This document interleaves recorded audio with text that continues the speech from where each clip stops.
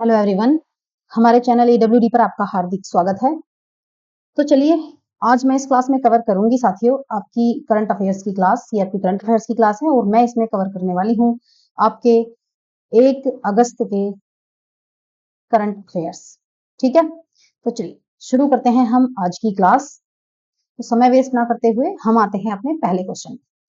हमारा पहला क्वेश्चन है, इंग्लिश चैनल को तैरकर पार करने वाली दुनिया की सबसे कम उम्र की महिला पैरा तैराक कौन है? देखिए, पैरा को नोट कर लीजिए। ठीक है, तो ये पैरा तैराक बनी है, इंग्लिश चैनल को इन्होंने तैरकर पार किया है और ये सबसे कम उम्र की है, वो भी विश्व में। मैंने आपको बताया है, जब भी देश में प्रथम हो, विश्व में प्रथम हो और वो भी महिला, पुरुष को तो याद रखना ही है, महिलाओं पर खास फोकस करना है। ठीक है, तो उनको जरूर नोट डाउन कर लेना है। तो आप नोट कर लीजिए, वो जिन्होंने इंग्लिश चैनल को तैरकर पार कर दिया है, सबसे कम उम्र की महिला, ये हैं आपकी पैरा तैराक जिया राय। ठीक है, ये पैरा स्विमर हैं और ये ऐसी महिला बन गई हैं जिन्होंने मात्र 16 वर्ष की उम्र में इंग्लिश चैनल को तैरकर पार कर दिया है। ठीक है, तो देखिए इन्होंने ये जो किया है, ये किया है 28 से 29 जुलाई के बीच इंग्लैंड का जो एबट्स क्लिफ है उससे इन्होंने फ्रांस के जो पॉइंट डे ला है कोर्ट ड्यूने तक 34 किलोमीटर की इन्होंने स्विमिंग की। देखिए कितनी, स्विमिंग कोई आसान काम नहीं है, सबसे ज्यादा स्विमिंग में ही थकते हैं। तो स्विमिंग इन्होंने की है 34 किलोमीटर, वो भी 17 घंटे 25 मिनट के अंदर इन्होंने ये दूरी तय की। 17 घंटे 25 मिनट में इन्होंने तैरकर ये वर्ल्ड रिकॉर्ड बना दिया है और 16 वर्ष की आयु में इन्होंने ये अपने नाम किया है वर्ल्ड रिकॉर्ड। ठीक है, नोट कर लीजिए। ये कहाँ से हैं जिया राय? ये है महाराष्ट्र से और इन्हें प्रधानमंत्री राष्ट्रीय बाल पुरस्कार अवार्ड मिला था वर्ष 2022 में। चलिए अगले प्रश्न को हम देखते हैं, निम्न में से किस भारतीय जोड़ी ने पेरिस ओलंपिक 2024 में शूटिंग में 10 metre air pistol mixed team में इवेंट में ब्रॉन्ज मेडल जीत लिया है? देखिए अभी आपने देखा कि जो पर्सनल है, जो व्यक्तिगत मेडल है, वो व्यक्तिगत मेडल जीता था मनु भाकर ने।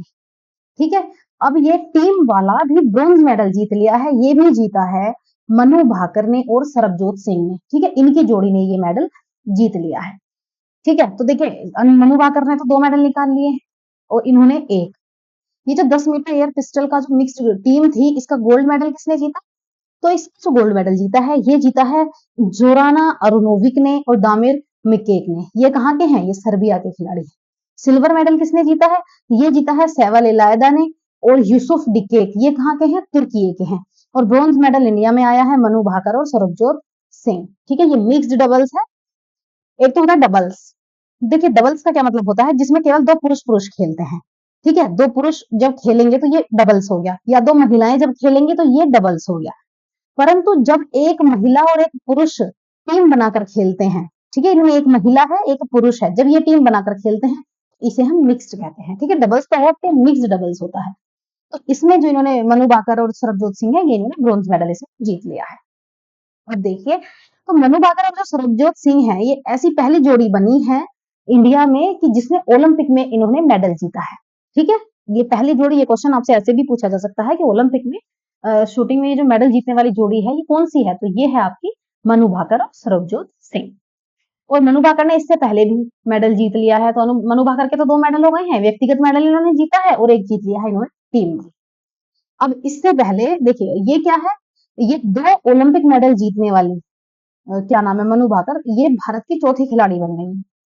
अब देखिए इससे पहले 2-2 मेडल किसने जीता है? सुशील कुमार ने जीता कुश्ती में, 2008 में जीता, 2012 में जीता। इन्होंने जीते थे 66 किलो भार वर्ग में। ठीक है, तो ओलंपिक मेडलों में सुशील कुमार ने 2008 में जीता, फिर 2012 में जीता। उसके बाद बात आती है पीवी सिंधु की। अच्छा, इन्होंने ये ब्रॉन्ज जीता था सुशील कुमार ने। पीवी सिंधु की बात आती है तो इन्होंने 2016 में सिल्वर मेडल जीता। ठीक है, सिल्वर। और इन्होंने 2020 में भी सिल्वर मेडल जीता। तो दोनों बार इन्होंने महिला एकल यानी सिंगल्स का जो इनका गेम था उसी में इन्होंने जीता।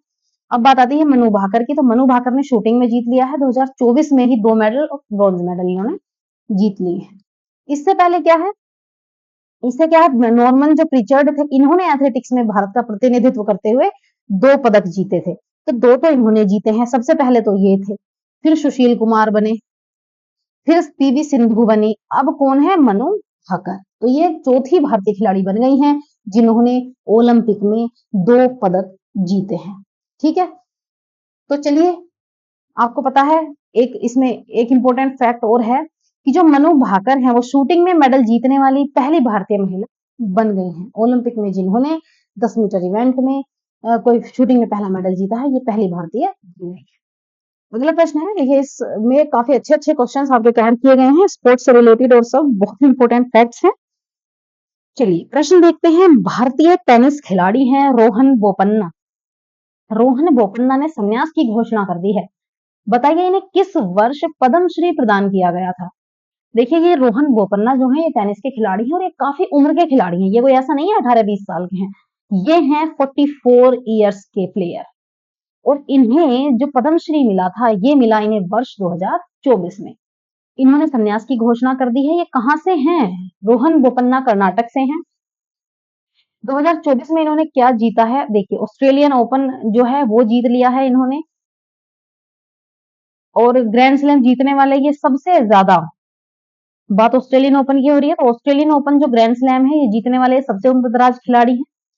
फिर इन्होंने क्या जीता है? Grand slam mixed doubles French open 2017 में जीता था इन्होंने। और इन्हें कौन कौन से पदक, कौन कौन से अवार्ड मिले हैं? अर्जुन अवार्ड मिला इन्हें 2019 में, पद्मश्री मिला है इन्हें 2024। ठीक है, काफी योगदान रहा है इनका खेलों में। और इतनी आयु में भी, यानी 44 साल, देखिए 44 साल एज कम नहीं होती है, 44 तक ये खेले हैं तब जाके इन्होंने संन्यास लिया है। चलिए अगला प्रश्न हम देख रहे हैं। निम्न में से किसके द्वारा आइडियाज फॉर लाइफ पोर्टल का शुभारंभ किया गया है? पोर्टल है आइडियाज फॉर लाइफ, तो ये इसका उद्घाटन किया है, इसका जो शुभारंभ किया है ये किया है भूपेंद्र यादव ने। भूपेंद्र यादव कौन है? ये कौन है? Central environment forest and climate change minister हैं। इन्होंने ही इस पोर्टल का जो है शुभारंभ किया है। और इस पोर्टल में होगा क्या? इसमें क्या होगा? एनवायरमेंटल प्रोडक्ट्स और सर्विस से संबंधित जो विचार हैं और इनोवेशन है उनको ये बढ़ावा देंगे। किस किस को ये कवर करेंगे? स्टूडेंट्स को, टीचर्स को, और जो रिसर्चर्स हैं उनको मेन फोकस करेंगे, और उनको फोकस करते हुए उनको ये प्रोत्साहित करेंगे एनवायरमेंट के प्रोडक्ट्स और सर्विस के क्षेत्र में वर्क करने के लिए। तो ये देखिए जो मिशन लाइफ है ये 2022 से लेकर 2028 के बीच जो पर्यावरण की सुरक्षा और संरक्षण है उसमें कार्यवाही के लिए भारत के जो नेतृत्व चलाया जा रहा है उसका एक जन आंदोलन है। ठीक है, चलिए अगले प्रश्न को देखते हैं। हाल ही में किस भारतीय राज्य या केंद्र शासित प्रदेश ने चौथा नोमैडिक फेस्टिवल की मेजबानी की है? तो देखिए ये आपका किया है लद्दाख ने, जैसा कि आप इमेज में देख रहे हैं। देखिए जो लद्दाख है वो ऐसा दिखता है, यहाँ कोई घास नहीं है, यहाँ कोई पेड़ पौधे नहीं है, सिर्फ ये सूखा सूखा यहाँ है, एकदम ड्राइनेस यहाँ है। यहाँ के मौसम में ना नमी बहुत कम है, तो ये जो है लद्दाख ऐसा ही है, लगभग पूरा लद्दाख ऐसा है। तो क्या है, ये एक 2 दिवसीय कार्यक्रम यहाँ मनाया गया है जिसे हम कहते हैं नोमैडिक फेस्टिवल। ठीक है, लद्दाख में ये आयोजित किया गया। किसके द्वारा ये आयोजित किया गया? ये आयोजित किया गया एक जनजाति है खाना बदोश, खाना बदोश जनजाति के द्वारा ये आयोजित किया गया। ये जो जनजाति है 14,000 फीट ऊंचे क्षेत्र में ये रहती है, चांगथांग में ये रहती है। ठीक है, और अपने कल्चर को पूरी दुनिया के सामने लाने के लिए इन्होंने इस फेस्टिवल को मनाना आरंभ किया है। ठीक है, चलिए अगले प्रश्न को हम देखते हैं। Quadrilateral security dialogue finance ministers की जो बैठक है इसका आयोजन किस देश में किया गया है? इसमें 4 देश हैं और ये आयोजन किया गया है आपका जापान में। ठीक है, तो कब किया गया है? 29 जुलाई को ये किया गया है। और भारत की ओर से इसमें किसने भाग लिया? हमारे जो विदेश मंत्री हैं एस जयशंकर, इन्होंने इसमें भाग लिया। और ये किससे मिले? जापान के प्राइम मिनिस्टर जो हैं फूमियो किशिदा, उनसे ये मिले। बाकी के इन्होंने विदेश मंत्रियों से भी मुलाकात की। तो जो क्वाड है इसका नाम है क्वाड्रिलेटरल सिक्योरिटी डायलॉग, 4 देशों के बीच होने वाली मीटिंग का ये एक ग्रुप है। 2007 में इसकी शुरुआत हुई थी और इसमें मेंबर्स हैं इंडिया, जापान, अमेरिका और ऑस्ट्रेलिया। चाइना को घेरने के लिए ये बनाया गया है। ठीक है, इंडिया है, जापान है, यूएस एंड ऑस्ट्रेलिया इसमें है। अगला प्रश्न देखते हैं। अच्छा प्रश्न है, बुक है आपकी Jamshed ji Tata powerful learning for corporate success. ये बुक किसने लिखी है? तो देखिए ये जो बुक है आपकी ये लिखी है आर गोपाल कृष्णन और हर्ष भट्ट। गोपाल कृष्णन और हर्ष भट्ट के द्वारा ये पुस्तक जो है लिखी गई है, ये आप इमेज में देख रहे होंगे। आर गोपाल कृष्णन और हर्ष भट्ट द्वारा ये लिखी गई है। तो देखिए ये जो बुक है ये आपकी पेंगुइन रैंडम हाउस इंडिया द्वारा प्रकाशित की गई है और इस बुक में बताया गया है कि जमशेद जी टाटा का जो जीवन है, जो उनकी लाइफ रही है, उनकी जो जर्नी रही है, उसके ऊपर ये बुक है। इसमें बताया गया है कैसे वो एक बड़े इंडस्ट्रियलिस्ट बने हैं और दुनिया में कैसे उन्होंने अपने ब्रांड को इतना ज्यादा वैल्यूएबल बना दिया। ठीक है, इसके लिए इस बारे में इस बुक में बताया गया है।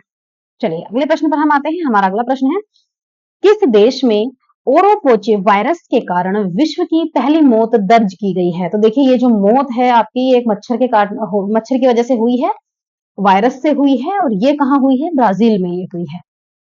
ठीक है, तो ये एक मच्छर के काटने से होता है, ओरोपोचे वायरस है, इसके तहत इसके द्वारा ये मौत हुई है, विश्व में पहली मौत ये दर्ज की गई है। तो ये जो रोग है आपको बता दिया हमने, इस वायरस के कारण होता है और इसका जो प्रसार है मध्य और साउथ अमेरिका और कैरेबियन देशों में हो रहा है। देखिए ये क्या है, जो पानी वाला जो इलाका है और घना जंगल है, उसमें ये मच्छरों के पनपने से ये वायरस पैदा होता है और ये इंसानों में जाता है तो ये बीमारी हो जाती है। इसके लक्षण क्या है? देखिए इसके जो लक्षण है डेंगू जैसे दिखते हैं, जैसे बुखार हो गया, सर दर्द है, जोड़ों में अकड़न है, दर्द, मितले, कुछ भी टाइप के ऐसे लक्षण हैं इसके और ये बहुत खतरनाक है, इनसे मौत भी हो जा रही है। तो चलिए अगले प्रश्न को हम देखते हैं। हाल ही में किस संस्था द्वारा मुद्रा और वित्त पर एक रिपोर्ट 2023-24 जारी की गई है? तो ये जो रिपोर्ट है ये जारी की है आपकी आरबीआई ने, यानी रिजर्व बैंक ऑफ इंडिया। ठीक है, रिपोर्ट का नाम है report on currency and finance पर ये जारी की गई है। इस रिपोर्ट में इन्होंने डिजिटल इकोनॉमी और देश की जो जीडीपी है उसमें ये 10% है। डिजिटल इकोनॉमी की बात कर रहे हैं तो डिजिटल इकोनॉमी का जो है वो देश की जीडीपी में 10% है। ये आपका नोट करने योग्य पॉइंट है। और इंडिया और जो डिजिटल इकोनॉमी है वो वर्ष 2026 तक है, यानी जो जीडीपी है उसका 5वां हिस्सा 20% बनने की ओर ये अग्रसर है। हम भारत की बात कर रहे हैं तो देखिए ये रिपोर्ट हमें बता रही है कि जो हमारी जो डिजिटल पेमेंट है उसमें तेजी लाने के कारण हमारी जो फाइनेंशियल टेक्नोलॉजी है उसके कारण जो हमारी जीडीपी है वो ग्रोथ कर रही है। ठीक है, और 2023 में इस रिपोर्ट ने बताया है कि 2023 में इंडिया में जो इंटरनेट यूजर्स थे उनकी संख्या थी 55%, परंतु अब वो धीरे धीरे मतलब बढ़ ही रही है, जिससे लगभग 20 करोड़ हमारे इंटरनेट यूजर्स और बढ़ गए हैं। ठीक है, और ये एक इम्पोर्टेंट फैक्ट और कि ये जो हम भारत में जो इंटरनेट यूज करते हैं इसकी जो कीमत है पर जीबी ये पूरी दुनिया में सबसे कम है। मैं आपको बता दूं कि ये जो है बहुत ज्यादा महंगा है इंटरनेट विश्व में, उसके अकॉर्डिंग हिंदुस्तान में बहुत सस्ता है। चलिए अगला प्रश्न हम देखते हैं। असम राइफल्स का जो महानिदेशक है डीजी वो किसे नियुक्त किया गया है? अच्छा क्वेश्चन है। तो ये आपके नियुक्त किए गए हैं लेफ्टिनेंट जनरल विकास लखेड़ा। इनको असम राइफल्स यानी शॉर्ट में हम इसे एआर लिखते हैं, असम राइफल्स का महानिदेशक नियुक्त किया गया है। ठीक है, तो इन्होंने किसका स्थान लिया है? इन्होंने स्थान लिया है लेफ्टिनेंट जनरल प्रदीप चंद्र नैयर का स्थान इन्होंने लिया है और इनका जो कार्यकाल है वो होगा 2 वर्षों का। देखिए असम राइफल्स की बात करें, देखिए पहले तो मैं आपको बता दूं कि ये जो आपने सुना होगा जो फोर्सेस हैं अदर, जैसे कि आईटीबीपी है, सीआईएसएफ है, बीएसएफ है, सीआरपी है, एसएसबी है और आपकी ये जो है ना, देखिए इनके जो डीजीज नियुक्त होते हैं ये होते हैं आईपीएस रैंक के ऑफिसर्स, और जबकि जो असम राइफल है इसके होते हैं आर्मी से। ऐसा क्यों? क्योंकि देखिए ये जो है ये इसलिए है क्योंकि जो असम राइफल्स है एक तरीके से ये आर्मी की ही एक कोर मान लीजिए, ये आर्मी के अंडर में ही एक तरीके से है। तो इनके जो रूल्स रेगुलेशन सब कुछ है वो आर्मी ही टैकल करती है, उसके अकॉर्डिंग ही ये है। बाकी इस फोर्सेस के इनके जो डीजीज हैं, इनके जो चीफ हैं वो एक आईपीएस ऑफिसर नियुक्त होते हैं और ये आर्मी से ही रिलेटेड है। असम राइफल्स की हम बात कर रहे हैं, ये नॉर्थ ईस्ट में क्या है, नॉर्थ ईस्ट के प्रहरी के नाम से ये जाने जाते हैं। नॉर्थ ईस्ट में इन लोगों की ड्यूटी होती है, नॉर्थ ईस्ट ये संभालते हैं असम में। ठीक है, तो ये आपको पता है सबसे इंपॉर्टेंट बात, देश का सबसे पुराना पुलिस फोर्स है। एक क्वेश्चन आपसे एग्जाम में पूछा जाता है कि देश की सबसे पुरानी पुलिस फोर्स, तो नोट कर लीजिए सबसे पुरानी जो पुलिस फोर्स है वो आपकी असम राइफल है। बार बार आपसे पूछी जाती है। 1835 में इसकी स्थापना हुई थी। असम राइफल्स देश की सबसे पुरानी फोर्स है, 1835 में स्थापना हुई थी। और किस नाम से ब्रिटिश सरकार ने इसकी स्थापना की थी? कछार लेवी के नाम से इसकी स्थापना हुई थी। किस नाम से? कछार लेवी। इसका काम क्या था? दरअसल ब्रिटिश लोगों ने इसकी स्थापना क्यों की थी? तो ब्रिटिश लोगों ने इन्हें नॉर्थ ईस्ट में डिप्लॉय किया था, नॉर्थ ईस्ट के लिए इन्हें बनाया था, नॉर्थ ईस्ट के लिए इनकी स्थापना की थी। दरअसल नॉर्थ ईस्ट में जो जनजाति रहती थी, अंग्रेज उनसे संपर्क स्थापित करना चाहते थे। अंग्रेज चाहते थे हमारी बात जनजाति तक पहुंचे और जनजातियों के जो इश्यूज है वो हम तक पहुंचे। इसलिए उनके बीच मध्यस्थता को लेकर इन्होंने कछार लेवी के नाम से ये फोर्स बनाई थी। और वहाँ के जो चाय बागान थे, आपको पता है चाय बागान नॉर्थ ईस्ट में बहुत बड़ा कारोबार है, जो नॉर्थ ईस्ट में चाय ही उगती है वहाँ। तो उसकी वहाँ ये लोग चाय उगाते थे और उसे पूरी दुनिया में मतलब ये अपने देश भेजते थे अंग्रेज। तो वहाँ के जो चाय के बगीचे थे, उनकी सिक्योरिटी के लिए इन्होंने ये कछार लेवी के नाम से जो फोर्स बनाई थी, इसको चाय के बागानों की ये लोग सुरक्षा करते थे, ठीक है। अब इसका नाम बाद में कब हुआ? 1971 में इसका नाम पड़ गया असम राइफल्स, ठीक है। पहले ये कछार लेवी थी, अब ये असम राइफल्स के नाम से जानी जाती है और ये है असम राइफल्स का आपका लोगो। इसका हेडक्वार्टर है आपका शिलोंग मेघालय में। और अभी जो नॉर्थ ईस्टर्न रीजन है उसकी आंतरिक सुरक्षा ये लोग देखते हैं। भारत और म्यांमार बॉर्डर की सुरक्षा ये लोग करते हैं। 1643 किलोमीटर का जो बॉर्डर है उसको ये लोग देखते हैं, जो भारत और म्यांमार के बीच है, ठीक है। तो चलिए गाइज, आज की इस इंपॉर्टेंट क्लास में हमने आपके जो आज के इंपॉर्टेंट करंट अफेयर्स थे वो सभी कवर कर लिए हैं, ठीक है। इंपॉर्टेंट जितने भी पॉइंट्स थे। तो चलिए, मिलती हूँ आपको आपकी नेक्स्ट क्लास में। जब आप चैनल पर यहाँ तक आ ही गए हैं तो चैनल को सब्सक्राइब करना बिल्कुल ना भूलें, वीडियोस को लाइक करें, शेयर करें, ठीक है। मिलती हूँ आपको आपकी नेक्स्ट करंट अफेयर्स की क्लास में। Thanks for watching.